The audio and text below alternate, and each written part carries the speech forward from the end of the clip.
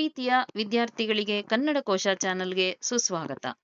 ಮಕ್ಕಳೇ, ಮುಂದಿನ ಪರೀಕ್ಷೆ ನಿಮ್ಮ ದ್ವಿತೀಯ ಭಾಷೆ ಕನ್ನಡ ಆಗಿರೋದ್ರಿಂದ ಎಲ್ಲರೂ ಅತ್ಯುತ್ತಮವಾಗಿ ಅಭ್ಯಾಸಗಳನ್ನ ನಡೆಸ್ತಾ ಇರ್ತೀರಾ. ನಿಮಗೆ ಸಹಾಯಕವಾಗಲಿ ಅನ್ನುವ ಒಂದು ಉದ್ದೇಶದಿಂದ ಕ್ವಿಕ್ ರಿಕ್ಯಾಪ್ ಅಥವಾ ತ್ವರಿತವಾಗಿ ನಿಮ್ಮ ರಿವಿಷನ್ ಅನ್ನ ಮಾಡಿಕೊಳ್ಳಿ ಅನ್ನುವ ಒಂದು ಉದ್ದೇಶದಿಂದ ಈ ಒಂದು ವಿಡಿಯೋವನ್ನ ಮಾಡುತ್ತಿದ್ದೇವೆ. ಇದು ಖಂಡಿತ ನಿಮಗೆ ಸಹಾಯಕವಾಗುತ್ತೆ ಅಂತ ಭಾವಿಸ್ತೀನಿ. ಬನ್ನಿ ಮಕ್ಕಳೇ, ನೋಡೋಣ. ಮಕ್ಕಳೇ, ನಿಮ್ಗೆಲ್ಲ ತಿಳಿದಿರೋ ಹಾಗೆ ಒಂದು ವಾಕ್ಯದ ಪ್ರಶ್ನೆಗಳಿಗೆ ಉತ್ತರಿಸುವುದು, ಅದು ನಿಮ್ಮ ಪ್ರಶ್ನೆಯ ಪತ್ರಿಕೆಯಲ್ಲಿ ಪ್ರಶ್ನೆ 5 ಆಗಿರುತ್ತೆ. 5ರಿಂದ 16. ಸೊ ಈ 12 ಪ್ರಶ್ನೆಗಳಿರುತ್ತೆ. ಒಂದು ವಾಕ್ಯದಲ್ಲಿ ಉತ್ತರಿಸಿ 12 ಪ್ರಶ್ನೆಗಳಿಗೆ 12 ಅಂಕಗಳು. ಪೂರಕ ಗದ್ಯದಿಂದ ಬರುವಂತಹ ಪ್ರಶ್ನೆಗಳು 23 ಮತ್ತು 24 ಆಗಿರುತ್ತೆ. ಹಾಗೆ ಇದಕ್ಕೆ 4 ಅಂಕಗಳು. ಜೊತೆಗೆ ಸಾಹಿತಿ ಕವಿಗಳ ಪರಿಚಯ ಬರೆಯುವುದು, ಇದು ಕೂಡ ಪ್ರಶ್ನೆ 25 ಆಗಿರುತ್ತೆ. ಈ ಒಂದು ಪ್ರಶ್ನೆಗೆ ಅಂದ್ರೆ ಕವಿ ಪರಿಚಯಕ್ಕೆ 3 ಅಂಕಗಳು ಇರುತ್ತೆ. ಹಾಗೆ ಅಲಂಕಾರವನ್ನು ಗುರುತಿಸುವುದು, ಇದು ಕೂಡ 3 ಅಂಕಗಳಾಗಿರುತ್ತೆ.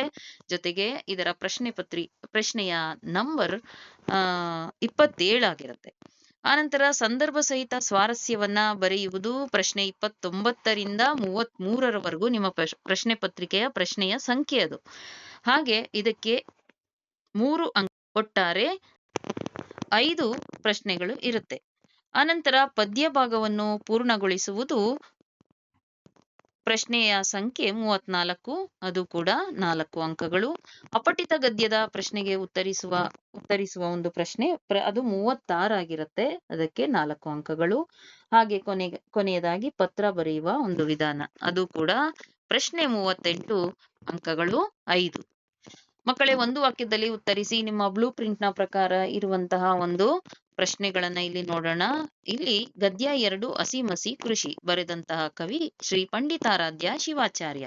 ಮೊದಲ ಪ್ರಶ್ನೆ, ಶ್ರೀ ಪಂಡಿತಾರಾಧ್ಯ ಶಿವಾಚಾರ್ಯರ ಪ್ರಕಾರ ದೇಶದ ಉದ್ಧಾರ ಯಾರನ್ನು ಅವಲಂಬಿಸಿದೆ? ಉತ್ತರ, ದೇಶದ ಉದ್ಧಾರ ಶ್ರೀ ಪಂಡಿತಾರಾಧ್ಯ ಶಿವಾಚಾರ್ಯರ ಪ್ರಕಾರ ದೇಶದ ಉದ್ಧಾರ ಹಸಿ ಮಸಿ ಕೃಷಿ ಅಥವಾ ಸೈನಿಕ, ಸಾಹಿತಿ, ಕೃಷಿಕರನ್ನು ಅವಲಂಬಿಸಿದೆ. ಇನ್ನು ಪ್ರಶ್ನೆ 2, ಹಸಿ ಮಸಿ ಎಂದರೇನು? ಹಸಿ ಎಂದರೆ ಯುದ್ಧ, ಮಸಿ ಎಂದರೆ ಸಾಹಿತ್ಯ ರಚನೆ. ಈ ನಾಡಿನ ಬೆನ್ನೆಲುಬು ಯಾರು? ಇದು ಪ್ರಶ್ನೆ 3. ಈ ನಾಡಿನ ಬೆನ್ನೆಲುಬು ಕೃಷಿಕ ಅಥವಾ ರೈತ ಅಂತ ಕೂಡ ನೀವು ಬರೀಬಹುದು. ಇನ್ನು ಪ್ರಶ್ನೆ 4, ಶ್ರೀ ಪಂಡಿತಾರಾಧ್ಯ ಶಿವಾಚಾರ್ಯರು ಏನೆಂದು ಖ್ಯಾತರಾಗಿದ್ದಾರೆ? ನಿಮ್ಗೆಲ್ಲ ಗೊತ್ತೇ ಇದೆ, ರಂಗಜಂಗಮ ಎಂದು ಖ್ಯಾತರಾಗಿದ್ದಾರೆ. ಶ್ರೀ ಪಂಡಿತಾರಾಧ್ಯ ಶಿವಾಚಾರ್ಯರಿಗೆ ರೋಟರಿ ಸಂಸ್ಥೆ ಯಾವ ಪ್ರಶಸ್ತಿ ನೀಡಿದೆ? ಪಾಲ್ ಹ್ಯಾರಿಸ್ ಪ್ರಶಸ್ತಿ. ಉತ್ತರ, ಪಾಲ್ ಹ್ಯಾರಿಸ್. ಓಕೆ. ಮುಂದಿನ ಪಾಠ ಗದ್ಯ 3, ಗಾನಯೋಗಿ ಪಂಡಿತ ಪುಟ್ಟರಾಜ ಗವಾಯಿಗಳು. ಬರೆದಂತಹ ಲೇಖಕರು ರಮೇಶಗೌಡ ಎಂಕೆ. ಪುಟ್ಟರಾಜರ ತಂದೆ ತಾಯಿಗಳ ಹೆಸರೇನು? ಉತ್ತರ, ಪುಟ್ಟರಾಜರ ತಂದೆಯ ಹೆಸರು ರೇವಣ್ಣಯ್ಯ, ತಾಯಿಯ ಹೆಸರು ಸಿದ್ದಮ್ಮ. ಪ್ರಶ್ನೆ 7, ಲೇಖಕ ರಮೇಶಗೌಡರು ಶ್ರೇಷ್ಠ ಗುರುವಿನಲ್ಲಿ ಎಂತಹ ಶಕ್ತಿ ಇರುತ್ತದೆ ಎಂದು ಹೇಳಿದ್ದಾರೆ? ಲೇಖಕ ರಮೇಶಗೌಡರು ಶ್ರೇಷ್ಠ ಗುರುವಿನಲ್ಲಿ ಶಿಷ್ಯರ ಮನಸ್ಸನ್ನು ಓದುವ ಹಾಗೂ ಅವರ ಅಭಿಲಾಷೆಗೆ ತಕ್ಕಂತೆ ಜ್ಞಾನ ಕೊಡುವ ಶಕ್ತಿ ಇರುತ್ತದೆ ಎಂದು ಹೇಳಿದ್ದಾರೆ. ತಾಯಿ ಸಿದ್ದಮ್ಮ ಪಂಚಾಕ್ಷರಿ ಗವಾಯಿಗಳಲ್ಲಿ ಏನೆಂದು ಬೇಡಿಕೊಂಡಳು? ಉತ್ತರ, ತಾಯಿ ಸಿದ್ದಮ್ಮ ಪಂಚಾಕ್ಷರಿ ಗವಾಯಿಗಳಲ್ಲಿ ಮಗನನ್ನು ಮನೆಗೆ ಕಳುಹಿಸಿಕೊಡುವಂತೆ ಬೇಡಿಕೊಂಡಳು. ಪುಟ್ಟರಾಜರು ಯಾವ ಭಾಷೆಗಳಲ್ಲಿ ಪಾಂಡಿತ್ಯ ಗಳಿಸಿದ್ದರು? ಉತ್ತರ, ಪುಟ್ಟರಾಜರು ಕನ್ನಡ, ಹಿಂದಿ ಮತ್ತು ಸಂಸ್ಕೃತ ಭಾಷೆಗಳಲ್ಲಿ ಪಾಂಡಿತ್ಯ ಗಳಿಸಿದ್ದರು. ಪುಟ್ಟರಾಜರು ಖಾದಿ ಬಟ್ಟೆಯನ್ನು ತೊಡುವ ಮೂಲಕ ಯಾವ ಆಂದೋಲನಕ್ಕೆ ಕೈಜೋಡಿಸಿದರು? ಉತ್ತರ, ಪುಟ್ಟರಾಜರು ಖಾದಿ ಬಟ್ಟೆಯನ್ನು ತೊಡುವ ಮೂಲಕ ಸ್ವದೇಶಿ ಆಂದೋಲನಕ್ಕೆ ಕೈಜೋಡಿಸಿದರು. ಗದ್ಯ 4, ಹಕ್ಕಿಗೂಡುಗಳ ನಿಗೂಢ ಜಗತ್ತು. ಲೇಖಕರು ಕೆ. ಪುಟ್ಟಸ್ವಾಮಿ ಅಥವಾ ಕೃಪಾಕರ ಮತ್ತು ಸೇನಾನಿ. ಪ್ರಶ್ನೆ 11, ಸಸ್ತನಿಗಳ ಆಶ್ರಯದಾಣಗಳು ಯಾವುವು? ಗುಹೆ, ಪೊಟರೆ, ಗೂಡು, ಬಿಲ ಇವು ಸಸ್ತನಿಗಳ ಆಶ್ರಯ ತಾಣಗಳು. ಪ್ರಶ್ನೆ 12, ಅಸ್ಪೃಶ್ಯತೆ ಆಚರಿಸುವ ಮನುಷ್ಯನಿಗೆ ಹಕ್ಕಿಗಳು ಯಾವ ಪಾಠ ಹೇಳುತ್ತವೆ? ಉತ್ತರ, ಅಸ್ಪೃಶ್ಯತೆ ಆಚರಿಸುವ ಮನುಷ್ಯನಿಗೆ ಹಕ್ಕಿಗಳು ಸ್ಪರ್ಶ ಸಂಜೀವಿನಿ ಪಾಠ ಹೇಳುತ್ತವೆ. ಹಕ್ಕಿಗಳ ಗೂಡಿನಲ್ಲಿ ಯಾವುದರ ಸಮನ್ವಯತೆ ಇದೆ? ಹಕ್ಕಿಗಳ ಗೂಡಿನಲ್ಲಿ ಕಲಾವಿದನ ಸ್ವೋಪಜ್ಞತೆ, ವಿಜ್ಞಾನಿಯ ತಂತ್ರಜ್ಞಾನದ ಸಮನ್ವಯತೆ ಇದೆ. ಹಕ್ಕಿಗಳ ಗೂಡು ಕಟ್ಟುವ ಸಾಮರ್ಥ್ಯಕ್ಕೆ ಯಾವ ಅಂಶಗಳು ಮಿತಿಯೊಡ್ಡುತ್ತವೆ? ಉತ್ತರ: ಹಕ್ಕಿಯ ದೇಹ ಸ್ವರೂಪ, ಪರಿಸರದ ವೈಲಕ್ಷಣ್ಯಗಳು, ಬಲಿ ಬೇಟೆ ಸಂಬಂಧಗಳು ಹಕ್ಕಿಗಳ ಸಾಮರ್ಥ್ಯಕ್ಕೆ ಮಿತಿಯೊಡ್ಡುತ್ತವೆ. ಪ್ರಶ್ನೆ 15. ಅಮೆರಿಕದಲ್ಲಿ ಗ್ಯಾನೆಟ್ ಕಡಲಹಕ್ಕಿ ಗೂಡನ್ನು ಯಾವ ವಸ್ತುಗಳಿಂದ ಅಲಂಕರಿಸಿತ್ತು? ಉತ್ತರ: ಅಮೆರಿಕದಲ್ಲಿ ಗ್ಯಾನೆಟ್ ಕಡಲಹಕ್ಕಿಯು ಗಾಲ್ಫ್ ಚೆಂಡು, ಈರುಳ್ಳಿ ಸಿಪ್ಪೆಗಳಿಂದ ಗೂಡನ್ನು ಅಲಂಕರಿಸುವುದು. ಗದ್ಯ 6. ಗಂಗೆಯಲ್ಲಿ ದೀಪಮಾಲೆ. ಪ್ರಶ್ನೆ 16. ಹರಿದ್ವಾರದಲ್ಲಿ ಏನನ್ನು ನೋಡಬೇಕೆಂಬುದು ಲೇಖಕರಾದ ಡಾಕ್ಟರ್ ಜಿ.ಎಸ್. ಶಿವರುದ್ರಪ್ಪನವರ ಗುರಿಯಾಗಿತ್ತು? ಉತ್ತರ: ಹರಿದ್ವಾರದಲ್ಲಿ ಗಂಗಾ ನದಿಯ ಬ್ರಹ್ಮಕುಂಡದಲ್ಲಿ ನಡೆಯುವ ಆರತಿಯನ್ನು ನೋಡಬೇಕೆಂಬುದು ಲೇಖಕರಾದ ಡಾಕ್ಟರ್ ಜಿ.ಎಸ್. ಶಿವರುದ್ರಪ್ಪನವರ ಗುರಿಯಾಗಿತ್ತು. ಪ್ರಶ್ನೆ 17. ಹ್ಯೂ ಎನ್ ಸಾಂಗ್ ಹರಿದ್ವಾರವನ್ನು ಏನೆಂದು ಕರೆದಿದ್ದಾರೆ? ಉತ್ತರ: ಹ್ಯೂ ಎನ್ ಸಾಂಗ್ ಹರಿದ್ವಾರವನ್ನು ಮುಯುಲೋ ಅಥವಾ ಮಯೂರ ಎಂದು ಕರೆದಿದ್ದಾನೆ. ಪ್ರಶ್ನೆ 18. ಗಂಗೆಯಲ್ಲಿ ತೇಲುತ್ತಿದ್ದ ನೂರಾರು ದೀಪಗಳು ಹೇಗೆ ಕಾಣುತ್ತಿದ್ದವು? ಉತ್ತರ: ಗಂಗೆಯಲ್ಲಿ ತೇಲುತ್ತಿದ್ದ ನೂರಾರು ದೀಪಗಳು ನದಿಯ ಬಟ್ಟೆಗೆ ಬೆಳಕಿನ ಕಸೂತಿ ಹಾಕಿದಂತೆ ಕಾಣುತ್ತಿದ್ದವು. ಪ್ರಶ್ನೆ 19. ಯಾವುದು ಗಂಗೆಯ ದಡದ ಆವರಣವನ್ನು ತರಂಗಿತವಾಗಿಸಿತ್ತು? ಉತ್ತರ: ಗಂಗೆಯ ದೇವಸ್ಥಾನದ ಸುತ್ತ ಇದ್ದ ಗಂಟೆ, ಜಾಗಟೆ, ಶಂಖಗಳ ಸದ್ದು ಗಂಗೆಯ ದಡದ ಆವರಣವನ್ನು ತರಂಗಿತವಾಗಿಸಿತ್ತು. ಮುಂದಿನ ಪಾಠ 7. ನನ್ನ ಗೋಪಾಲ. ಬರೆದ ಲೇಖಕರು ಕುವೆಂಪು. ಗೋಪಾಲನ ಬೆಳಗಿನ ಮುಖ್ಯ ಕೆಲಸ ಯಾವುದಾಗಿತ್ತು? ಗೋಪಾಲನ ಬೆಳಗಿನ ಮುಖ್ಯ ಕೆಲಸವೆಂದರೆ ಗೋಪಾಲನ ಪೂಜೆಗೆ ಬೇಕಾದ ಹೂಗಳನ್ನು ಕೊಯ್ದು ತರುವುದಾಗಿತ್ತು. ಗೋಪಾಲನಿಗೆ ಬಣ್ಣ ಬಣ್ಣದ ಹೂಗಳು ಹೇಗೆ ಕಾಣಿಸುತ್ತಿದ್ದವು? ಗೋಪಾಲನಿಗೆ ಬಣ್ಣ ಬಣ್ಣದ ಹೂಗಳು ಸಾವಿರಾರು ಮಳೆಬಿಲ್ಲುಗಳು ಸೇರಿ ಕುಣಿದಂತೆ ಕಾಣಿಸುತ್ತಿದ್ದವು. ಗೋಪಾಲನ ಗೆಳೆಯರ ಹೆಸರೇನು? ರಾಮು, ಕಿಟ್ಟಿ, ನಾಣಿ, ಮಾದು ಇವು ಗೋಪಾಲನ ಗೆಳೆಯರ ಹೆಸರುಗಳು. ಗೋಪಾಲನು ಶಾಲೆಯಿಂದ ಮನೆಗೆ ಮರಳುವಾಗ ಏಕೆ ಭಯಪಡುತ್ತಿದ್ದನು?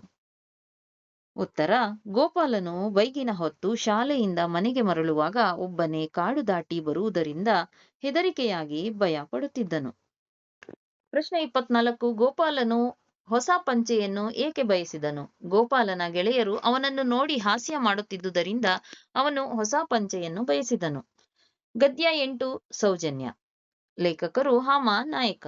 ಪ್ರಶ್ನೆ 25. ಲೇಖಕ ಹಾಮಾನಾಯಕರು ನಮ್ಮ ದೈನಂದಿನ ಬದುಕಿನಲ್ಲಿ ಯಾವುದು ಅಪರೂಪವಾಗಿದೆ ಎಂದು ಹೇಳಿದ್ದಾರೆ? ಲೇಖಕ ಡಾಕ್ಟರ್ ಹಾಮಾನಾಯಕರು ನಮ್ಮ ದೈನಂದಿನ ಬದುಕಿನಲ್ಲಿ ಸೌಜನ್ಯವು ಅಪರೂಪವಾಗಿದೆ ಎಂದು ಹೇಳಿದ್ದಾರೆ. ಪ್ರಶ್ನೆ 26. ರೋಗಿಗಳು ಯಾರ ಬಳಿ ಹೋಗುತ್ತಾರೆ? ರೋಗಿಗಳು ವೈದ್ಯರ ಬಳಿ ಹೋಗುತ್ತಾರೆ. ಸೌಜನ್ಯವು ಹೇಗೆ ಅರಳಬೇಕು? ಸೌಜನ್ಯವು ಹೂವು ಅರಳಿದಂತೆ ಅರಳಬೇಕು. ಸೌಜನ್ಯದಿಂದ ಬೇರೆಯವರಿಗೆ ಏನಾಗುತ್ತದೆ? ಸೌಜನ್ಯದಿಂದ ಬೇರೆಯವರಿಗೆ ಲಾಭವಾಗುತ್ತದೆ. ಪ್ರಶ್ನೆ 29. ನಮ್ಮ ಹಿರಿಯರು ನಮಗೆ ಹೇಗೆ ಕಾಣಿಸಿದ್ದಾರೆ? ನಮ್ಮ ಹಿರಿಯರು ನಮಗೆ ಸೌಜನ್ಯದ ಗೆರೆಯನ್ನು ಕಾಣಿಸಿದ್ದಾರೆ. ನೆಕ್ಸ್ಟ್ ಬಂದು ಪದ್ಯ ಭಾಗದಲ್ಲಿ ಪದ್ಯ 2. ಸವಿಚೈತ್ರ. ಬರೆದ ಕವಿ ಬಸವರಾಜ ಸಾದರ.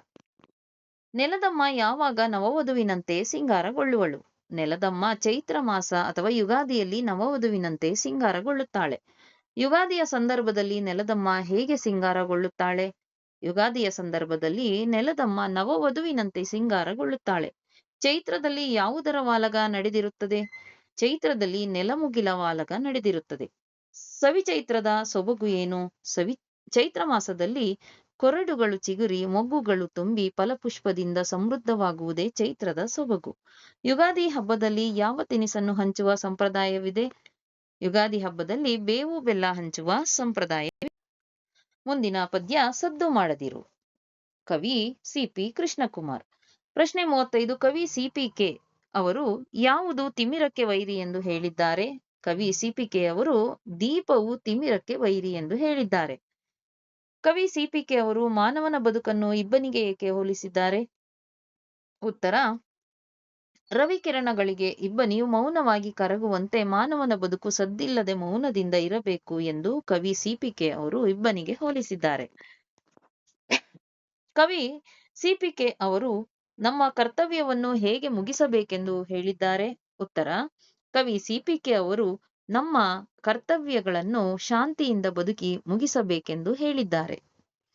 ಪ್ರಶ್ನೆ 38. ಕವಿ ಸಿಪಿಕೆ ಅವರು ಮಾನವನು ಹೇಗೆ ಬಾಳಬೇಕು ಎಂದು ಹೇಳಿದ್ದಾರೆ. ಉತ್ತರ: ಕವಿ ಸಿಪಿಕೆ ಅವರು ಮಾನವನು ಸದ್ದು ಮಾಡದೆ ಬಾಳಬೇಕು ಎಂದು ಹೇಳಿದ್ದಾರೆ. ಕವಿ ಸಿಪಿಕೆ ಅವರು ಮಾನವನು ಏನನ್ನು ತೊರೆದು ಮೌನಿಯಾಗಬೇಕು ಎಂದು ಹೇಳಿದ್ದಾರೆ. ಉತ್ತರ: ಕವಿ ಸಿಪಿಕೆ ಮಾನವನು ಸಿಡುಕು ಮಿಡುಕನ್ನು ತೊರೆದು ಮೌನಿಯಾಗಬೇಕು ಎಂದು ಹೇಳಿದ್ದಾರೆ. ಕವಿ ಸಿಪಿಕೆ ಅವರು ಮಾನವನು ಹಸಿ ಸೌದೆಯಂತೆ ಏನು ಮಾಡಬಾರದು ಎಂದು ಹೇಳಿದ್ದಾರೆ. ಕವಿ ಸಿಪಿಕೆ ಅವರು ಮಾನವನು ಹಸಿ ಸೌದೆಯಂತೆ ಬುಸುಗುಟ್ಟಿ ದನಿಯನ್ನೆತ್ತಬಾರದು ಎಂದು ಹೇಳಿದ್ದಾರೆ. ಪ್ರಶ್ನೆ 41. ಕವಿ ಸಿಪಿಕೆ ಅವರು ಮಾನವನಿಗೆ ಯಾವುದರಿಂದ ಫಲವಿಲ್ಲ ಎಂದು ಹೇಳಿದ್ದಾರೆ.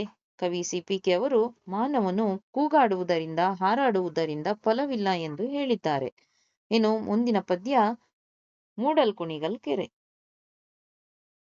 ಇದು ಜನಪದ ಗೀತೆ ಆಗಿರೋದ್ರಿಂದ ಲೇಖಕರ ಒಂದು ಪರಿಚಯ ಇರೋದಿಲ್ಲ. ಪ್ರಶ್ನೆ 42. ಜನಪದರು ಕುಣಿಗಲ್ ಕೆರೆ ಹೇಗೆ ಬಾಗಿದೆ ಎಂದು ವರ್ಣಿಸಿದ್ದಾರೆ. ಜನಪದರು ಕುಣಿಗಲ್ ಕೆರೆ ಬಾಳೆಯ ಹಣ್ಣಿನಂತೆ ಬಾಗಿದೆ ಎಂದು ವರ್ಣಿಸಿದ್ದಾರೆ. ಪ್ರಶ್ನೆ 43. ಜನಪದರು ತುಂಬಿದ ಕುಣಿಗಲ್ ಕೆರೆಯನ್ನು ಯಾವುದಕ್ಕೆ ಹೋಲಿಸಿದ್ದಾರೆ. ಜನಪದರು ತುಂಬಿದ ಕುಣಿಗಲ್ ಕೆರೆಯನ್ನು ನಿಂಬೆಯ ಹಣ್ಣಿಗೆ ಹೋಲಿಸಿದ್ದಾರೆ. ಜನಪದರು ಕುಣಿಗಲ್ ಕೆರೆಯ ಅಂದವನ್ನು ನೋಡಲು ಯಾರು ಬಂದರೆಂದು ಉತ್ಪ್ರೇಕ್ಷಿಸಿದ್ದಾರೆ. ಜನಪದರು ಕುಣಿಗಲ್ ಕೆರೆಯ ಅಂದವನ್ನು ನೋಡಲು ಶಿವ ಬಂದರೆಂದು ಉತ್ಪ್ರೇಕ್ಷಿಸಿದ್ದಾರೆ. ಜನಪದರು ಕೆರೆಯಲ್ಲಿ ಯಾವ ಮೀನುಗಳಿದ್ದವು ಎಂದು ಹೇಳಿದ್ದಾರೆ. ಜನಪದರು ಕೆರೆಯಲ್ಲಿ ಬಾಳೆ ಮೀನುಗಳಿದ್ದವು ಎಂದು ಹೇಳಿದ್ದಾರೆ. ಮುಂದಿನ ಪದ್ಯ ವಚನಗಳು. ವಚನಕಾರರು ಬಸವಣ್ಣ, ಸಿದ್ದರಾಮ ಮತ್ತು ಅಕ್ಕಮಹಾದೇವಿ. ಪ್ರಶ್ನೆ 46. ಬಸವಣ್ಣನವರ ಪ್ರಕಾರ ನಶಿಸುವುದು ಯಾವುದು. ಬಸವಣ್ಣನವರ ಪ್ರಕಾರ ಸ್ಥಾವರವು ನಶಿಸುವುದು.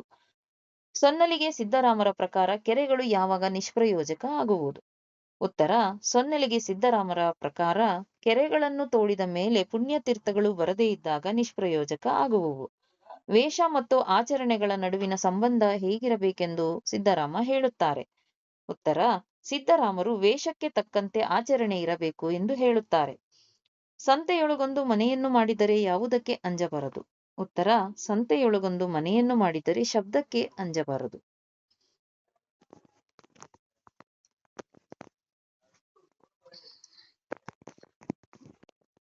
ಕೊನೆಯ ಪದ್ಯ ನಿಟ್ಟೋಟದಲ್ಲಿ ಹಾಯ್ದನು ಬಿಟ್ಟ ಮಂಡೆಯಲ್ಲಿ. ಬರೆದ ಕವಿ ಕುಮಾರವ್ಯಾಸ. ಕೌರವನ ಸೇನೆಯು ಉತ್ತರನಿಗೆ ಹೇಗೆ ಕಾಣಿಸಿತು. ಉತ್ತರ: ಕೌರವನ ಸೇನೆಯು ಉತ್ತರನಿಗೆ ಬಲಗಡಲಿನಂತೆ ಅಂದ್ರೆ ವಿಶಾಲವಾದ ಸಾಗರದಂತೆ ಕಾಣಿಸಿತು. ಪ್ರಶ್ನೆ 51. ಉತ್ತರನು ಏಕೆ ನಿಟ್ಟೋಟದಲ್ಲಿ ಓಡಿದನು. ಉತ್ತರನು ಕೌರವರ ಸೇನೆಯನ್ನು ಕಂಡು ನಿಟ್ಟೋಟದಲ್ಲಿ ಹೆದರಿ ಓಡಿದನು. ಪ್ರಶ್ನೆ 52. ಅರ್ಜುನನು ಉತ್ತರಕುಮಾರನಿಗೆ ದುರಕ್ಕೆ ಬೆನ್ನು ಹಾಕಿದರೆ ಏನು ಪ್ರಾಪ್ತಿಯಾಗುತ್ತದೆ ಎಂದು ಹೇಳಿದನು. ಅರ್ಜುನನು ಉತ್ತರಕುಮಾರನಿಗೆ ದುರಕ್ಕೆ ಬೆನ್ನು ಹಾಕಿದರೆ ಪಾತಕವು ಪ್ರಾಪ್ತಿಯಾಗುತ್ತದೆ ಎಂದು ಹೇಳಿದನು. ಅರ್ಜುನನು ಯಾರನ್ನು ನಾಡನರಿ ಎಂದು ಕರೆದಿದ್ದಾನೆ. ಅರ್ಜುನನು ಉತ್ತರಕುಮಾರನನ್ನು ನಾಡನರಿ ಎಂದು ಕರೆದಿದ್ದಾನೆ. ಮಕ್ಕಳೇ, ಇನ್ನು 3-4 ವಾಕ್ಯಗಳಲ್ಲಿ ಉತ್ತರ ಬರೆಯಿರಿ. ಈ ಒಂದು ಪ್ರಶ್ನೆಯ ಸಂಖ್ಯೆ 17ರಿಂದ ಪ್ರಾರಂಭವಾಗುತ್ತದೆ. 17ರಿಂದ 24ರವರೆಗೆ 3 ಅಥವಾ 4 ವಾಕ್ಯಗಳಲ್ಲಿ ಉತ್ತರಿಸುವುದು. ಒಟ್ಟು 8 ಪ್ರಶ್ನೆಗಳಿರುತ್ತೆ. ಗದ್ಯ ಮತ್ತು ಪದ್ಯ ಭಾಗಗಳಿಂದ ಒಟ್ಟು 6 ಪ್ರಶ್ನೆಗಳಿರುತ್ತೆ ಮತ್ತು ಪೂರಕ ಓದು 23 ಮತ್ತು 24ರವರೆಗೆ ಅಂದ್ರೆ 2 ಪ್ರಶ್ನೆಗಳು ಇರುತ್ತೆ. 2-3 ವಾಕ್ಯದಲ್ಲಿ ಉತ್ತರಿಸಿ. ಗದ್ಯ 2. ಹಸಿ ಕೃಷಿಯಿಂದ ನಮ್ಮ ದೇಶದ ರಕ್ಷಣಾ ಪಡೆ ಏಕೆ ಪ್ರಬಲವಾಗಿರಬೇಕು ವಿವರಿಸಿ. ದೇಶದ ರಕ್ಷಣೆ ಮಾಡುವವರು ಸೈನಿಕರು. ಸೈನಿಕ ಬಲ ಇದ್ದಾಗ ದೇಶದ ಸಂರಕ್ಷಣೆ ಸಾಧ್ಯ. ಇಲ್ಲದಿದ್ದರೆ ಬೇರೆ ದೇಶದವರು ಸುಲಭವಾಗಿ ನಮ್ಮ ದೇಶದ ಮೇಲೆ ದುರಾಕ್ರಮಣ ಮಾಡಿ ಯುದ್ಧ ಸಾರಿ ನಮ್ಮನ್ನು ತಮ್ಮ ಗುಲಾಮರನ್ನಾಗಿಸಿ ಕೊಳ್ಳಬಹುದು. ದೇಶದ ರಕ್ಷಣಾ ಪಡೆ ಪ್ರಬಲವಾಗಿದ್ದರೆ ದುರಾಕ್ರಮಣಗಳಿಂದ ದೇಶವನ್ನು ಸಂರಕ್ಷಣೆ ಮಾಡಲು ಸಾಧ್ಯ. ಆದುದರಿಂದ ನಮ್ಮ ರಕ್ಷಣಾ ಪಡೆ ಪ್ರಬಲವಾಗಿರಬೇಕು. ಪ್ರಶ್ನೆ 2. ರೈತರು ಇಂದು ಯಾವ ಸಮಸ್ಯೆಗಳನ್ನು ಎದುರಿಸುತ್ತಿದ್ದಾರೆ. ರೈತನು ಇಂದು ಸಾಕಷ್ಟು ಸಮಸ್ಯೆಗಳನ್ನು ಎದುರಿಸುತ್ತಿದ್ದಾನೆ. ಮಳೆಯ ಅಭಾವ, ಇಲ್ಲವೇ ಅತಿವೃಷ್ಟಿ, ಉತ್ತಮ ಬೀಜಗಳ ಕೊರತೆ, ಭೂಮಿ ಬರಡಾಗುತ್ತಿರುವುದು, ಕ್ರಿಮಿಕೀಟಗಳ ಹಾವಳಿಯಿಂದ ಬೆಳೆಗೆ ವಿವಿಧ ರೋಗಗಳು ತಗುಲಿ ನಷ್ಟವಾಗುತ್ತಿದೆ. ಮತ್ತೊಂದೆಡೆ ತಾನು ಬೆಳೆದ ಬೆಳೆಗೆ ಸರಿಯಾದ ಬೆಲೆ ಸಿಗದೆ ಇರುವುದು ಇವೆಲ್ಲವೂ ರೈತರು ಎದುರಿಸುತ್ತಿರುವ ಸಮಸ್ಯೆಗಳು. ಇನ್ನು ಪ್ರಶ್ನೆ 3, ರೈತರು ಉಳುವುದನ್ನು ಬಿಟ್ಟು ಸತ್ಯಾಗ್ರಹ ಮಾಡಿದರೆ ಯಾವ ಸಮಸ್ಯೆಗಳು ಉಂಟಾಗುವುವು? ಉತ್ತರ: ರೈತರು ಉಳುವುದನ್ನು ಬಿಟ್ಟು ಸತ್ಯಾಗ್ರಹ ಮಾಡಿದರೆ ನಾವು ಯಾವ ಕಾರ್ಖಾನೆಗಳಿಂದಲೂ ಟೊಮ್ಯಾಟೊ ತಯಾರಿಸಲು, ಅಕ್ಕಿ ಪಡೆಯಲು, ರಾಗಿ ಬೆಳೆಯಲು ಸಾಧ್ಯವಿಲ್ಲ. ರೈತನ ಬೆವರು ಭೂಮಿಗೆ ಸುರಿದರೆ ಮಾತ್ರ ಈ ದೇಶದ ಆಟ ನಡೆಯುವುದು. ರೈತರು ಒಕ್ಕದಿದ್ದರೆ ಜಗವೆಲ್ಲ ಆಹಾರಕ್ಕಾಗಿ ಬಿಕ್ಕುವುದು ಎಂದು ಹೇಳಿದ್ದಾರೆ. ಈ ಒಂದು ಸಮಸ್ಯೆಗಳನ್ನ ನೀವು ಬರೀಬೇಕಾಗತ್ತೆ. ಇನ್ನು ಪ್ರಶ್ನೆ 4, ಸರ್ವಜ್ಞ ಕವಿಯು ಕೃಷಿಯ ಬಗ್ಗೆ ಯಾವ ವಚನವನ್ನು ಹೇಳಿದ್ದಾರೆ? ಸರ್ವಜ್ಞನು ಕೋಟಿ ವಿದ್ಯೆಗಳಲ್ಲಿ ಮೇಟಿ ವಿದ್ಯೆಯೇ ಮೇಲು, ಮೇಟಿಯಂ ರಾಟೆ ನಡೆದುದಲ್ಲದೆ ದೇಶದಾಟವೇ ಕೆಡಗುಂ ಎಂದು ಕೋಟಿ ವಿದ್ಯೆಗಳಲ್ಲಿ ಮೇಟಿ ವಿದ್ಯೆ ಅಂದರೆ ವ್ಯವಸಾಯವೇ ಮೇಲು ಎಂದು ಹೇಳಿದ್ದಾನೆ. ಇನ್ನು ಮುಂದಿನ ಗದ್ಯ ಹಕ್ಕಿಗೂಡುಗಳ ನಿಗೂಢ ಜಗತ್ತು.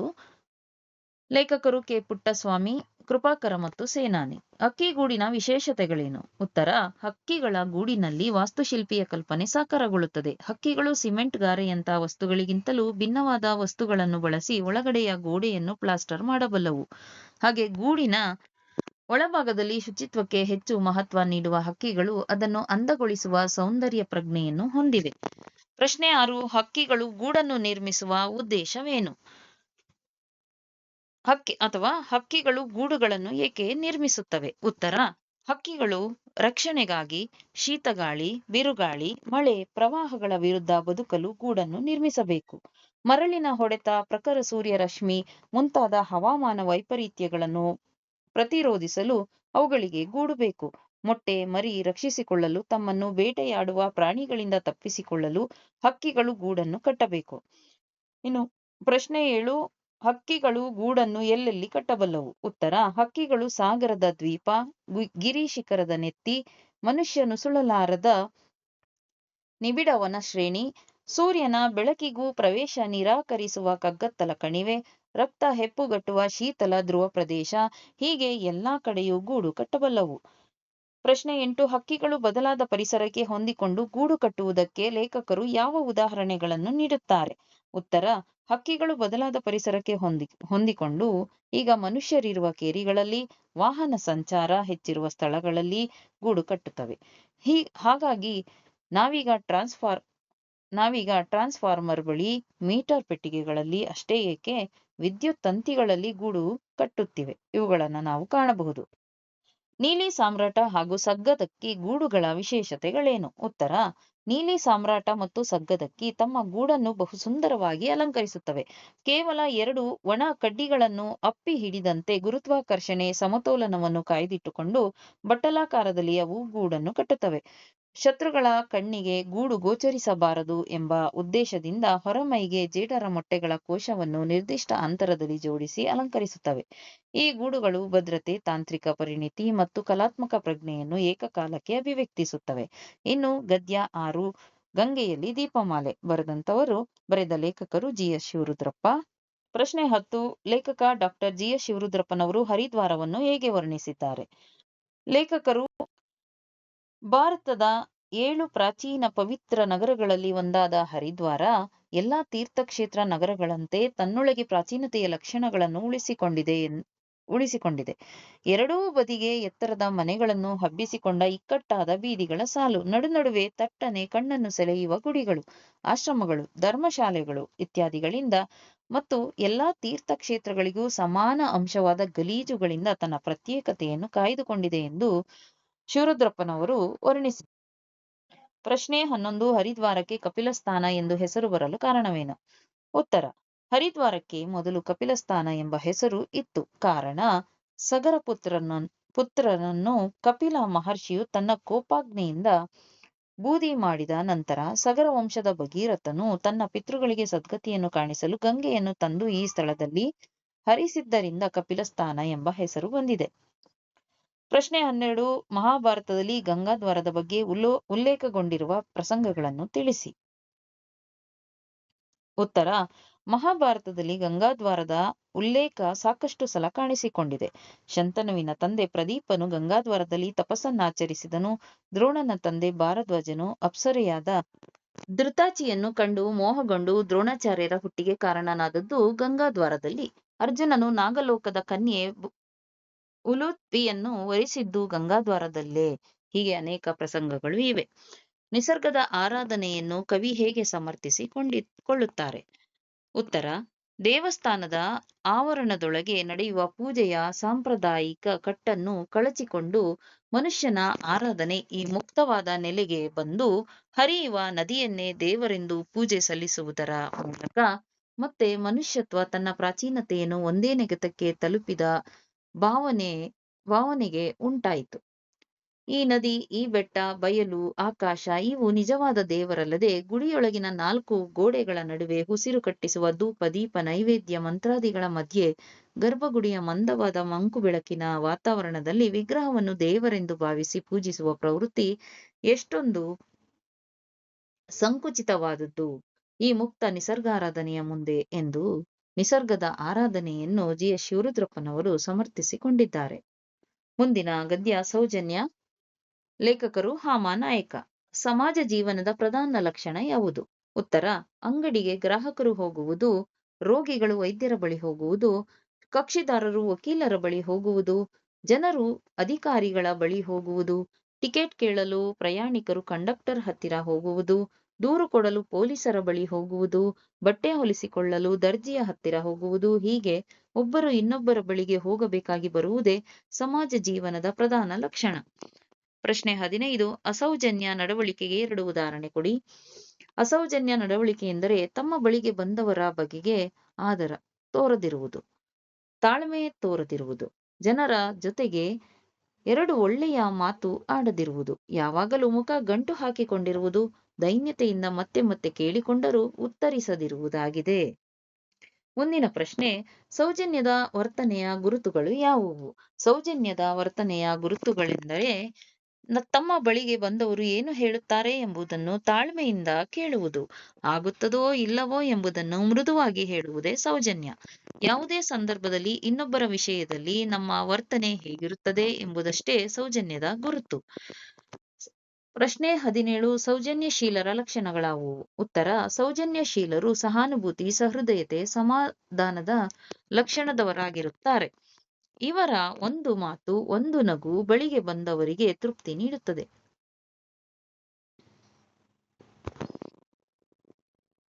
ಇವರು ಸತ್ಯವನ್ನು ಹೇಳಿದರೂ ಹೇಳುವ ಸತ್ಯವನ್ನು ಪ್ರಿಯವಾಗಿ ಹೇಳುತ್ತಾರೆ. ಮುಂದಿನ ಪದ್ಯ ಮೂಡಲ್ಕುಣಿಗಲ್ ಕೆರೆ. ಜನಪದರು ಇದನ್ನು ರಚಿಸಿದ್ದಾರೆ. ಪ್ರಶ್ನೆ 18. ಮೂಡಲ್ಕುಣಿಗಲ್ ಕೆರೆ ನೋಡುವವರಿಗೆ ಹೇಗೆ ಕಾಣುತ್ತಿತ್ತು? ಉತ್ತರ: ಕುಣಿಗಲ್ ಕೆರೆಯು ನೋಡುವವರಿಗೆ ವೈಭವದಂತೆ ಕಾಣುತ್ತಿತ್ತು. ಸಂತೆಯ ಹಾದಿಯಲ್ಲಿರುವ ಈ ಕೆರೆಯು ಸುಂದರ ಕಲ್ಲು ಕಟ್ಟೆಗಳಿಂದ ಕೂಡಿದೆ. ಈ ಕೆರೆಯ ಸೌಂದರ್ಯವನ್ನು ನೋಡಲು ಚಂದಿರನೇ ಮೂಡಿ ಬರುವನು ಎಂದು ಜನಪದರು ವರ್ಣಿಸಿದ್ದಾರೆ. ಪ್ರಶ್ನೆ 19. ಕಬ್ಬಕ್ಕಿಗಳು ಯಾವಾಗ ಬಾಯಿ ಬಿಡುತ್ತವೆ? ಉತ್ತರ: ನಿಂಬೆಯ ಹಣ್ಣಿನಂತೆ ಮೈದುಂಬಿಕೊಂಡ ಕೆರೆಯಲ್ಲಿ ಬಾಳೆಯ ಮೀನು ಹಾಗೂ ಇತರ ಜಲಚರ ಪ್ರಾಣಿಗಳು ಸ್ವಚ್ಛಂದವಾಗಿ ಓಡಾಡಿಕೊಂಡಿರುತ್ತವೆ. ಕಬ್ಬಕ್ಕಿಗಳು ಬಾಳೆ ಮೀನು ಮತ್ತು ಜಲಚರಗಳನ್ನು ಹಿಡಿದು ತಿನ್ನುವ ಆಸೆಯಿಂದ ಕೆರೆಯ ದಡದಲ್ಲಿ ಕುಳಿತು ಬಾಯಿ ಬಿಡುತ್ತಿರುವುದನ್ನು ಜನಪದರು ಕಬ್ಬಕ್ಕಿಗಳು ಬಾಯಿ ಬಿಡುತ್ತವೆ ಎಂದು ಹೇಳಿದ್ದಾರೆ. ಪ್ರಶ್ನೆ 20. ಬಾಳೆ ಮೀನುಗಳು ಬೊಬ್ಬೆ ಹೊಡೆಯಲು ಕಾರಣವೇನು? ಉತ್ತರ: ಕುಣಿಗಲ್ ಕೆರೆ ನೋಡುವುದಕ್ಕೆ ಸುಂದರವಾದಂತೆ ಜನರ ಬದುಕಿಗೂ ಆಸರೆಯಾಗಿದೆ. ರೈತರು ಈ ಕೆರೆಯಲ್ಲಿ ಬದುಕಿಗೆ ಆಸರೆಯಾದ ಮೀನುಗಾರಿಕೆಯನ್ನು ನಡೆಸುತ್ತಾರೆ. ರೈತರು ಮೀನುಗಳನ್ನು ಹಿಡಿಯಲು ಹಾಕಿದ ಬಲೆಯನ್ನು ಮೇಲಕ್ಕೆತ್ತಿದಾಗ ಈ ಬಲೆಯಲ್ಲಿ ಸಿಲುಕಿಕೊಂಡ ಮೀನುಗಳು ಬಲೆಯಿಂದ ಹೊರಬರಲು ನೆಗೆದಾಡುತ್ತವೆ. ಈ ನೆಗೆದಾಡುವ ಪರಿಯನ್ನು ಜನಪದರು ಬಾಳೆ ಮೀನುಗಳು ಬೊಬ್ಬೆ ಹೊಡೆಯುತ್ತಿವೆ ಎಂದು ವರ್ಣಿಸಿದ್ದಾರೆ. ಮುಂದಿನ ಪದ್ಯ ವಚನಗಳು. ವಚನಕಾರರು ಬಸವಣ್ಣ, ಸಿದ್ದರಾಮ ಮತ್ತು ಅಕ್ಕಮಹಾದೇವಿ. ಬಸವಣ್ಣನವರು ದೇಹವೇ ದೇಗುಲವೆಂಬ ಕಲ್ಪನೆಯನ್ನು ಹೇಗೆ ವರ್ಣಿಸಿದ್ದಾರೆ? ಬಸವಣ್ಣನವರು ದೇಹವನ್ನು ಶ್ರೀಮಂತರು ಶಿವಾಲಯವನ್ನು ಕಟ್ಟಿರುವರು, ಆದರೆ ನಾನು ಬಡವ, ನನ್ನಿಂದ ಶಿವಾಲಯವನ್ನು ಕಟ್ಟಲು ಹೇಗೆ ಸಾಧ್ಯ ಎಂದು ಪ್ರಶ್ನಿಸಿದ ಬಸವಣ್ಣನವರು ತಮ್ಮ ದೇಹವನ್ನೇ ಶಿವಾಲಯವನ್ನಾಗಿ ಭಾವಿಸುತ್ತಾರೆ. ತನ್ನ ಕಾಲುಗಳನ್ನೇ ಕಂಬಗಳನ್ನಾಗಿ, ದೇಹವನ್ನೇ ದೇಗುಲವನ್ನಾಗಿ, ಶಿರವನ್ನು ಹೊನ್ನಿನ ಕಳಶವನ್ನಾಗಿ ಪರಿಭಾವಿಸುತ್ತಾರೆ.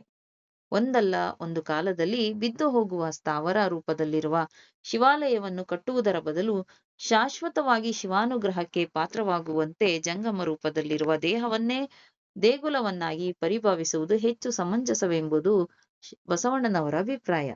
ಮುಂದಿನ ಪ್ರಶ್ನೆ, ವೇಷ ಆಚರಣೆಗಳ ಬಗ್ಗೆ ಸಿದ್ದರಾಮರ ಚಿಂತನೆಯನ್ನು ತಿಳಿಸಿ. ಉತ್ತರ: ಸೊನ್ನಲಿಗೆ ಸಿದ್ದರಾಮರು ವೇಷವನ್ನು ಧರಿಸಿದ ಮೇಲೆ ಆ ವೇಷಕ್ಕೆ ತಕ್ಕಂತೆ ಆಚರಣೆ ಇರಬೇಕು. ಇಲ್ಲವಾದರೆ ಯಾವ ಪ್ರಯೋಜನವೂ ಇಲ್ಲ. ವೇದವನ್ನು ಓದಿದ ಮೇಲೆ ಅದರ ಸಾರವನ್ನು ಅರಿತು ಬ್ರಹ್ಮಜ್ಞಾನಿಯಾಗಬೇಕು. ಅಂತೆಯೇ ನಾನಾ ಕಡೆಗಳಲ್ಲಿ ಕೆರೆಗಳನ್ನು ತೋಡಿದ ಮೇಲೆ ಆ ಕೆರೆಗಳಲ್ಲಿ ನೀರು ಬರದೆ ಹೋದರೆ ಆ ಕಾರ್ಯ ನಿಷ್ಪ್ರಯೋಜಕವಾಗುತ್ತದೆ ಎಂಬ ಉದಾಹರಣೆಗಳ ಮೂಲಕ ವೇಷ ಮತ್ತು ಆಚರಣೆಗಳ ಸಂಬಂಧ ಬೇರೆ ಬೇರೆಯಾಗಿರದೆ ಒಂದೇ ಆಗಿದ್ದು ಅದು ಪರಿಶುದ್ಧವಾಗಿರಬೇಕು ಎಂದು ಹೇಳಿದ್ದಾರೆ. ಮುಂದಿನ ಪ್ರಶ್ನೆ, ಅಕ್ಕಮಹಾದೇವಿಯು ಲೋಕದಲ್ಲಿ ಕೇಳಿಬರುವ ಸ್ತುತಿ ನಿಂದನೆಗಳನ್ನು ಯಾವುದಕ್ಕೆ ಹೋಲಿಸಿದ್ದಾರೆ? ಉತ್ತರ: ಅಕ್ಕಮಹಾದೇವಿಯು ಮನುಷ್ಯನು ಸ್ತುತಿ ಮತ್ತು ನಿಂದನೆಗಳನ್ನು ಸಮಾಧಾನದಿಂದ ಎದುರಿಸಿ ತನಗೆ ತಾನೇ ಆತ್ಮಸ್ಥೈರ್ಯ ದೃಢತೆ ತಂದುಕೊಳ್ಳಬೇಕು ಎಂಬುದನ್ನು ಹೀಗೆ ಹೇಳುತ್ತಾರೆ. ಬೆಟ್ಟದ ಮೇಲೆ ಮನೆ ಮಾಡಿ ಸುತ್ತಲಿನ ಕಾಡಿನ ಪ್ರಾಣಿಗಳಿಗೆ ಅಂಜಿದಡೆ ಹೇಗೆ? ಸಮುದ್ರದ ತಡಿಯಲ್ಲಿ ಮನೆ ಮಾಡಿದಾಗ ನೊರೆ ತುಂಬಿದ ಅಲೆಗಳಿಗೆ ಅಂಜಿದರೆ ಹೇಗೆ? ಸಂತೆಯಲ್ಲಿ ಮನೆ ಮಾಡಿದ ಮೇಲೆ ಅಲ್ಲಿ ಉಂಟಾಗುವ ಶಬ್ದಕ್ಕೆ ನಾಚಿಕೊಂಡರೆ ಹೇಗೆ? ಸಂಸಾರದಲ್ಲಿ ಹುಟ್ಟಿದ ಬಳಿಕ ಜನರು ತಮ್ಮನ್ನು ಸ್ತುತಿಸುತ್ತಾರೆ, ನಿಂದಿಸುತ್ತಾರೆ. ಇದು ಲೋಕದ ಸಹಜ ವರ್ತನೆ. ಜನರ ನಿಂದನೆಗಳನ್ನು ಕೇಳಿ ಮನದಲ್ಲಿ ಕೋಪವ ತಾಳದೆ ಸಮಾಧಾನಿಯಾಗಿರಬೇಕು ಎನ್ನುತ್ತಾಳೆ ಅಕ್ಕಮಹಾದೇವಿ. ಇನ್ನು ಮುಂದಿನ ಒಂದು ಕವಿ ಅಥವಾ ಸಾಹಿತಿಯ ಪರಿಚಯದಲ್ಲಿ ನಿಮಗೆ 3 ಅಂಕಗಳನ್ನ ಕೊಟ್ಟಿರಲಾಗಿರುತ್ತೆ. ಹೇಗೆ ಹಂಚಿಕೆ ಮಾಡಿದ್ದಾರೆ ಅಂತ ಹೇಳಿದ್ರೆ, ಕವಿ ಅಥವಾ ಸಾಹಿತಿಯ ಜನ್ಮಸ್ಥಳ ಅಥವಾ ಕಾಲ ಬರೆದರೆ 1 ಅಂಕ. ಇನ್ನು ಸಾಹಿತ್ಯ ಕೃತಿ ಮತ್ತು ಪ್ರಶಸ್ತಿಗಳನ್ನ ಬರೆದರೆ 1 ಅಂಕ. ವಾಕ್ಯ ರೂಪದಲ್ಲಿ ಬರೆಯುವುದು ಅಥವಾ ಭಾಷಾ ಶೈಲಿಗೆ 1 ಅಂಕ. ಒಟ್ಟಾರೆ 3 ಅಂಕಗಳು. ಪ್ರಶ್ನೆ ಪತ್ರಿಕೆಯಲ್ಲಿ ಕವಿ ಪರಿಚಯದ ಪ್ರಶ್ನೆಯ ಸಂಖ್ಯೆ 25. ಇಲ್ಲಿ ನೀವು ಹೇಗೆ ಬರೀಬೇಕು ಅಂತ ಹೇಳಿದ್ರೆ, ಇಲ್ಲಿ ಮೊದಲಿಗೆ ಕವಿಯ ಹೆಸರು, ಉದಾಹರಣೆಗೆ ಕುವೆಂಪು ಅವರು ಶಿವಮೊಗ್ಗ ಜಿಲ್ಲೆಯ ತೀರ್ಥಹಳ್ಳಿ ತಾಲೂಕಿನ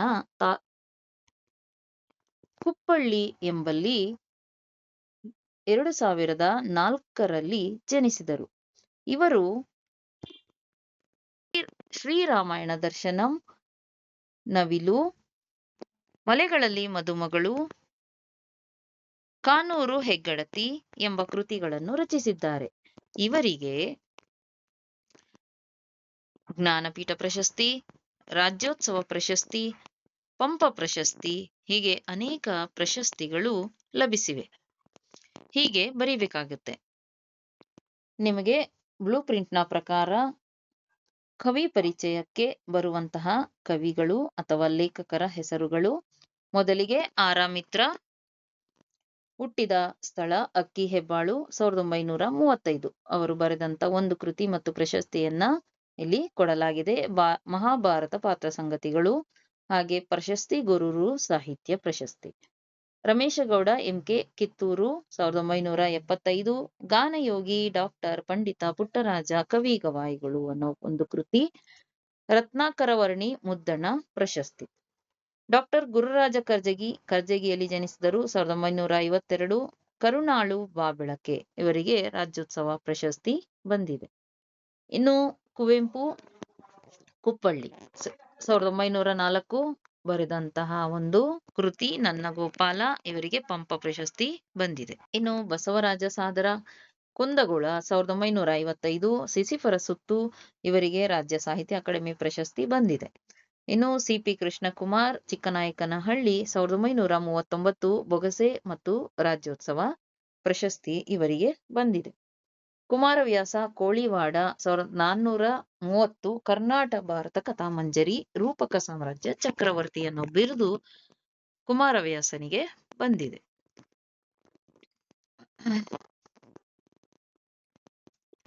ಇನ್ನು ಮುಂದಿನ ಒಂದು ಪ್ರಶ್ನೆ ಅಲಂಕಾರ.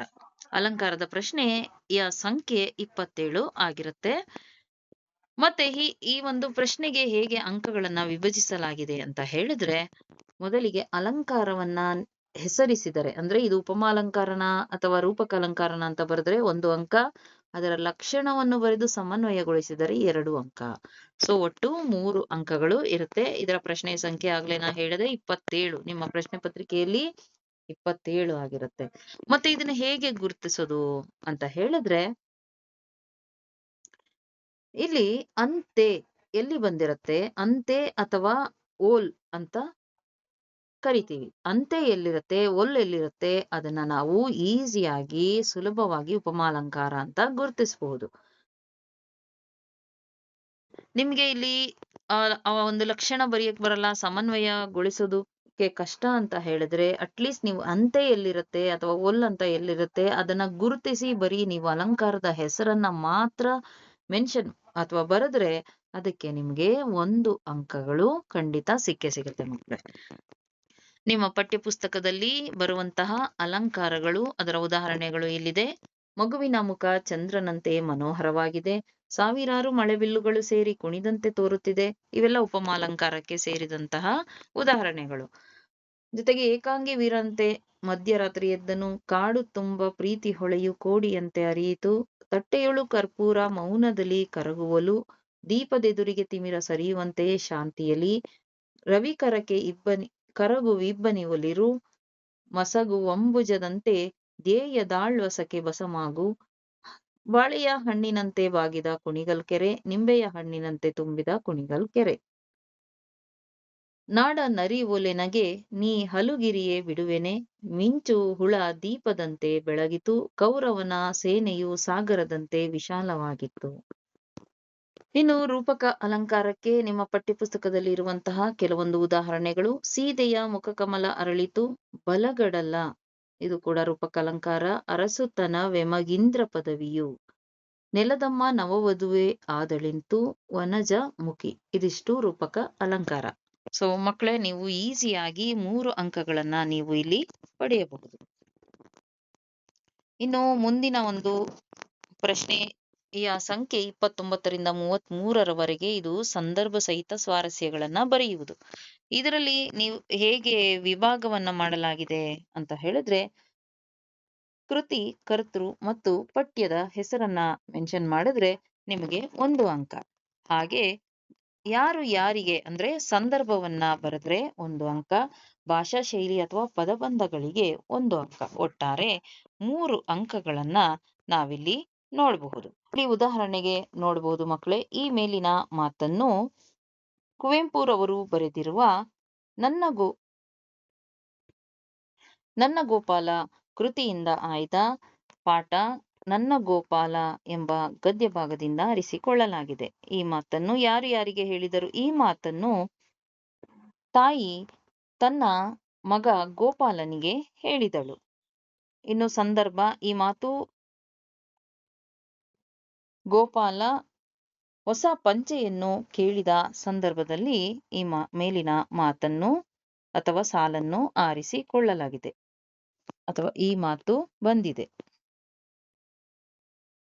ಇನ್ನು ನಿಮಗೆ ಗದ್ಯ ಭಾಗದಲ್ಲಿ ಅಂದ್ರೆ ಒಳಮರದ ಗಿಳಿಯಲ್ಲಿ ಬರುವಂತಹ ಕೆಲವೊಂದು ಸಂದರ್ಭದ ಹೇಳಿಕೆಗಳು ಅಥವಾ ವಾಕ್ಯಗಳು.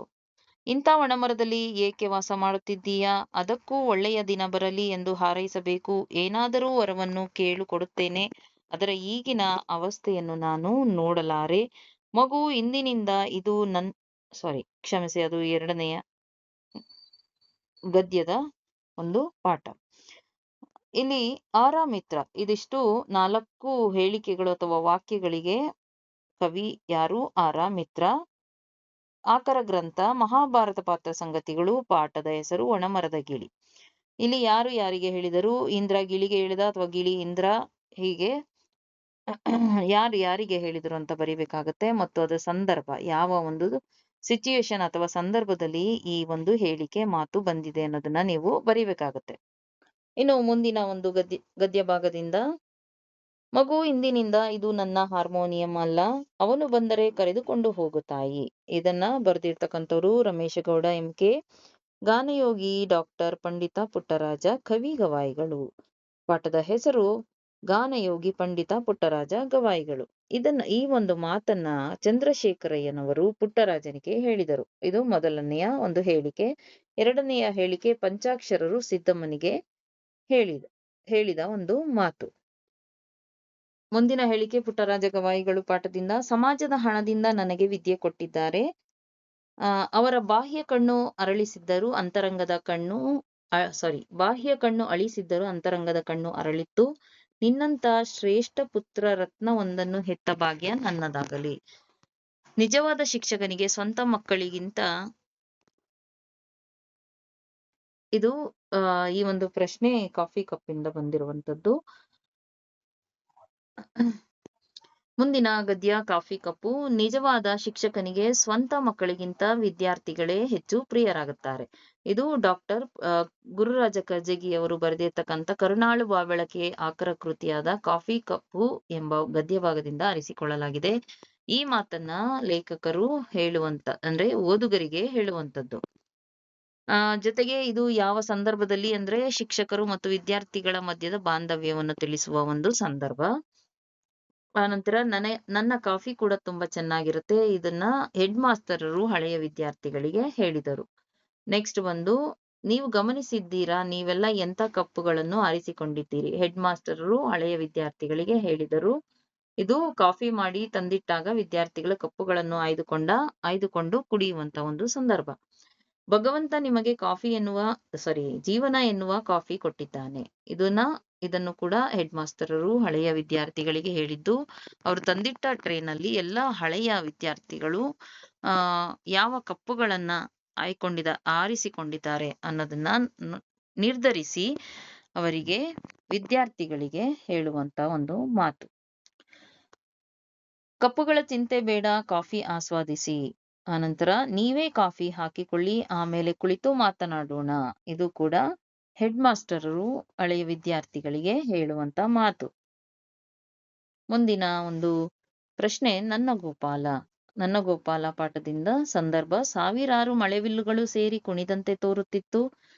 ಆ ಗೋಪಾಲ ಕೊಡಬೇಕು, ನಾವು ಉಣಬೇಕು. ಆ ಮಗುವಿಗೆ ಬಡತನದ ಬವಣೆ ಏಕೆ? ಅಮ್ಮನ ಮಾತು ಸುಳ್ಳಾಗಲಾರದು. ಬರೆದ ಲೇಖಕರು ಕುವೆಂಪು. ನನ್ನ ಗೋಪಾಲ, ಇದು ಆಕರ ಕೃತಿ ಕೂಡ ನನ್ನ ಗೋಪಾಲ ಮತ್ತು ಪಾಠದ ಹೆಸರು ಕೂಡ ನನ್ನ ಗೋಪಾಲ. ಈ ಮಾತನ್ನ ಮೊದಲನೆಯ ಸಾವಿರಾರು ಮಳೆಬಿಲ್ಲುಗಳು ಗೋಪಾಲ ತಾಯಿಗೆ ಹೇಳಿದ್ದು. ಅನಂತರ ತಾಯಿ ಗೋಪಾಲನಿಗೆ ಹೀಗೆ. ಇದನ್ನ ಸರಿಯಾಗಿ ಗಮನಿಸಿ ನೀವು ಉತ್ತರಗಳನ್ನ ಬರಿಬೇಕಾಗತ್ತೆ.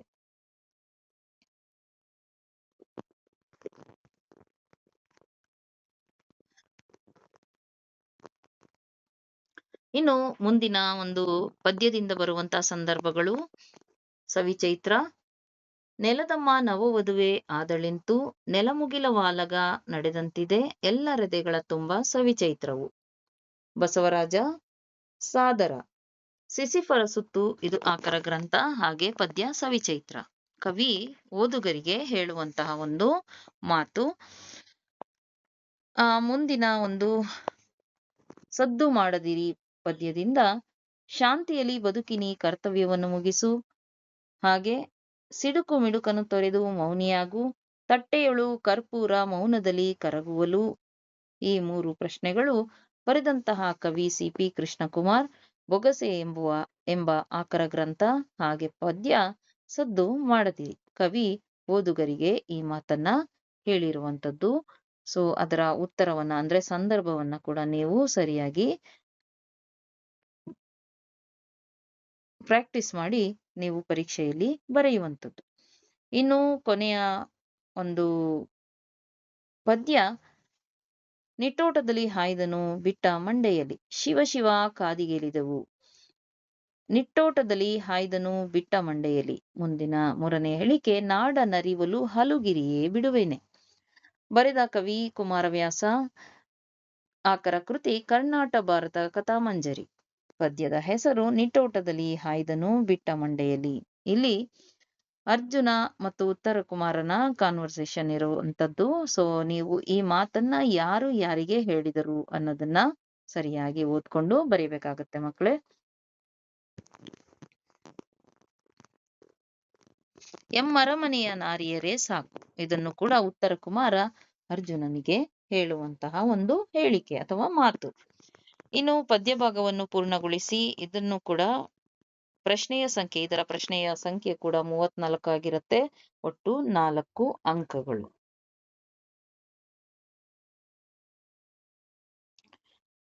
ಯಾವ ಪದ್ಯ ಬರುತ್ತೆ ಅಂತ ಹೇಳಿದ್ರೆ ಬೋಧಿ ವೃಕ್ಷದ ಹಾಡು.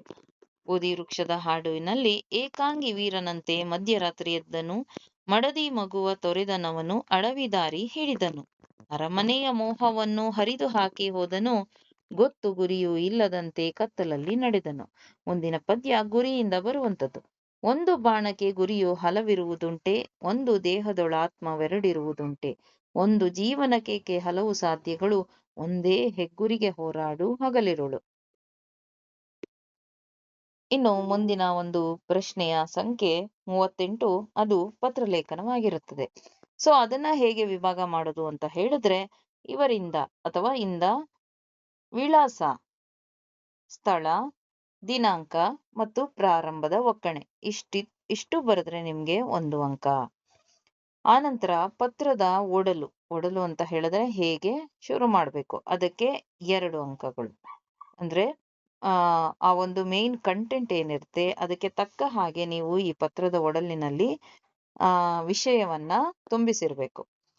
ಜೊತೆಗೆ ಸಹಿಯೊಂದಿಗೆ ಮುಕ್ತಾಯ, ಇಂತಿ ನಿಮ್ಮ ಪ್ರೀತಿಯ ಮಗ ಮಗಳು ಈ ರೀತಿ ಬರುವಂತದ್ದು ಅದಕ್ಕೆ ಮುಕ್ತಾಯ ಅಂತ ಕರಿತೀವಿ. ಜೊತೆಗೆ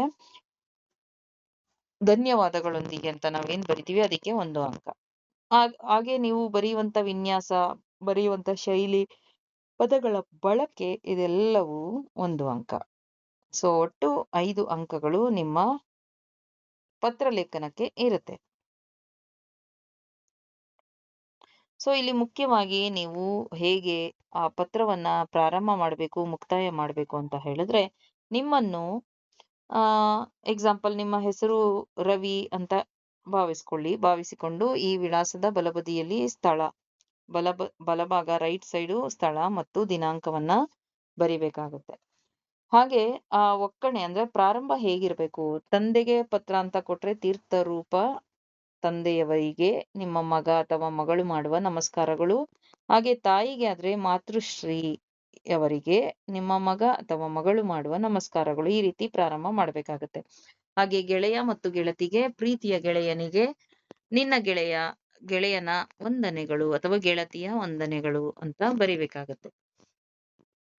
ಪತ್ರದ ಒಡಲು ಪ್ರಶ್ನೆಯಲ್ಲಿ ಏನಿರುತ್ತೆ, ಈಗ ಫಾರ್ ಎಕ್ಸಾಂಪಲ್ ನಿಮ್ಮ ಪರೀಕ್ಷೆಯ ಸಿದ್ಧತೆಯನ್ನು ಕುರಿತು ತಂದೆಗೆ ಪತ್ರ ಅಂತ ಹೇಳಿದ್ರೆ ನೀವು ಹೇಗೆ ಸಿದ್ಧತೆಯನ್ನ ಮಾಡ್ಕೊಂಡಿರ್ತೀರಾ ಅದನ್ನ ವಿವರಿಸಿ, ಯಾವಾಗ ಪರೀಕ್ಷೆ ಇರುತ್ತೆ, ಪರೀಕ್ಷೆಗೆ ಹೇಗೆ ಓದ್ಕೊಂಡಿದ್ದೀರಾ, ಎಷ್ಟು ಅಂಕಗಳನ್ನ ಎಕ್ಸ್ಪೆಕ್ಟ್ ಮಾಡ್ತಿದ್ದೀರಾ, ಇದನ್ನೆಲ್ಲ ಸೇರಿಸಿ ನೀವು ನಿಮ್ಮ ತಂದೆಗೆ ಪತ್ರವನ್ನ ಬರಿಬೇಕಾಗತ್ತೆ.